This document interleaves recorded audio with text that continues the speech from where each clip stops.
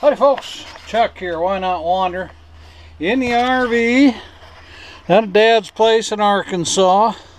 Today, I've been working on the electrical system in the RV again. I kind of shot myself in the foot in a way. Let me show you. From Amazon. I got an 1800 watt hot plate on which right now, a month or two ago, I bought this cast iron bean pot, a lot of people call them. It's just a cast iron oven, but it had some cooking oil in it left over from, I don't know, World War II or something. It was old, it was stinky, it was thick, it was sticky. So I set it up on the camp stove outside, warmed it up to get that oil off of there, but still the inside of the lid, I know this isn't the best light here, but this is so much better than it was earlier today.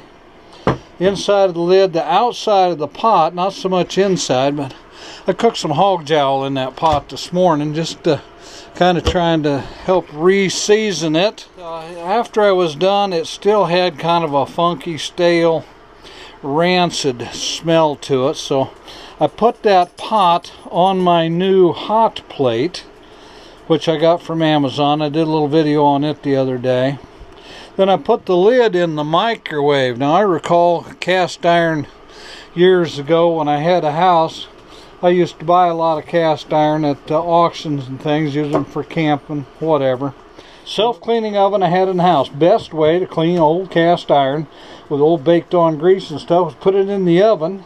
Self-cleaning oven, run it on clean. It would just bake that stuff right off of there. So being the brainiac that I am, I put the hot plate with the pot, and I got just some soapy dishwater in there right now. Turned it up to high. Now I got this set on temperature setting right now. If you crank that all the way up, it'll go up to 465 degrees. Look at the power rating on it. Okay, we're that was at 1,000 watts. Crank it up there to 1,800 watts.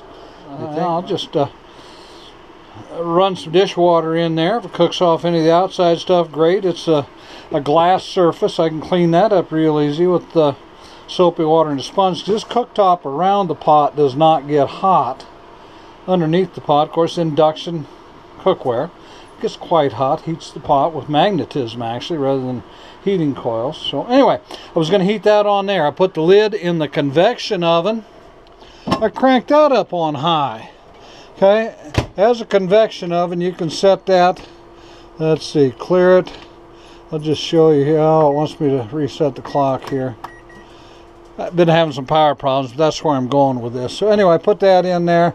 I cranked that up to 450 degrees. It was preheating, and my water was boiling here. So you figure 1,000 watts there, 1,800 watts here. I had a 2,000 watt inverter. It just didn't like that much. So basically what happened, we had overloaded the circuit on the old inverter once upon a time, a few years ago, cooking a big dinner. I thought, well, if it's too much, it'll kick the breaker. My circuit panel's right back there by the bed in the bedroom. I can go reset a circuit breaker if I have to, but no! When it got overloaded, I'm going to turn this back down and we're going to go outside. Just set it at 220 degrees, let it boil a little bit. Anyway, it kicked my inverter off. Alright, I thought, oh my gosh, I burnt up my new inverter.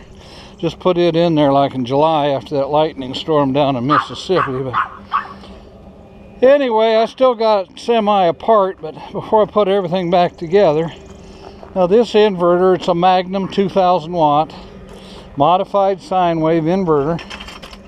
It had a Xantrex similar. On the back of this inverter, there is a circuit breaker reset. So I had pulled the inverter out. This will swing around. I can get in behind there. It wasn't kicked. Also, the 110 volt connections are on the back there. So I got my voltmeter out. I had 120 volts in. I had nothing out. Checked all my 12 volts. They put solar on it here a couple months ago out in Quartzsite. I rechecked, double checked, made sure all my 12 volt connections, everything were right, because the inverter just wasn't working, and I'm no electrical genius. I didn't know why. Come to find out, you kick your inverter out like that, and on the remote panel, the remote control panel, I'll walk back inside and show you that. Maybe now, it was snowing. We had a little ice storm this morning. That's why all my chairs are laying on their sides, because then they dry out quicker. The sun's out now. It's getting nice and mild. But up the steps and turn around, and here is my inverter control panel. Now you can see bulk charging now. It's been running just on the batteries for a few hours while I figured this out. Charge is working, the inverter's working, got power, but the fault light was on red, the charge light was blinking. Okay, that was the only fault code I could have. I couldn't do anything else with this inverter panel. I couldn't choose anything else. I couldn't do anything else. I went to the manual that they gave me when they put this in. They put that in same time they put the new solar on for us, replaced the panel that we had before. And I never really learned how to run it. I thought, well, great, I got solar, I got batteries, I got plenty of power for everything I'm going to want to do. But when it doesn't work, I should have studied it some when I first got it, so at least I'd know what to do when something did happen. But anyway, I finally found in the manual that came with that remote panel, basically the troubleshooting chart says if the red light's on, there's a fault, find the fault and fix it.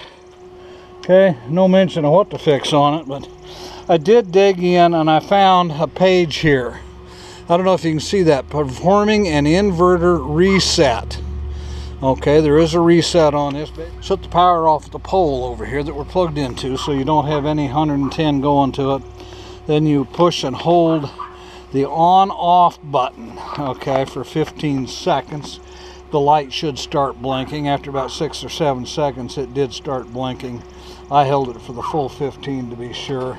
And now it's working, lo and behold. Of course, you know, you kind of think, hey, it didn't say reset inverter, it didn't say anything like that. It just said if the red light is on, find and fix the problem. Which, yeah, in a nutshell, that's what I did. I found and fixed the problem. But I guess my main point here is if you have a Magnum 2000 watt inverter, whether you have solar or not, no matter what kind of power you have, if you overload that thing a little bit and it kicks your converter off and didn't blow any circuit breakers, you may need to do an inverter reset on that, which is real simple. Now, anyway, a panel covers all this up, keep dirt and moisture and weather and everything else out. It's where our main 12 volt fuse is. Our solar fuse is right here. The solar cables come in, hook the battery right here. Solar comes from the roof right up there. They fed down through cabinet work inside. But anyway, all I would have had if I had known, push and hold that button with the power shut off, and I could have had this fixed like 6 hours ago. But I didn't know that, so hopefully I'm going to tell you something. If you have a similar problem on your coach, overload your inverter and it's not a circuit breaker, check for a possible reset on your inverter. So join us as we wander around America. Why not wander with us? Be safe. Have a great day.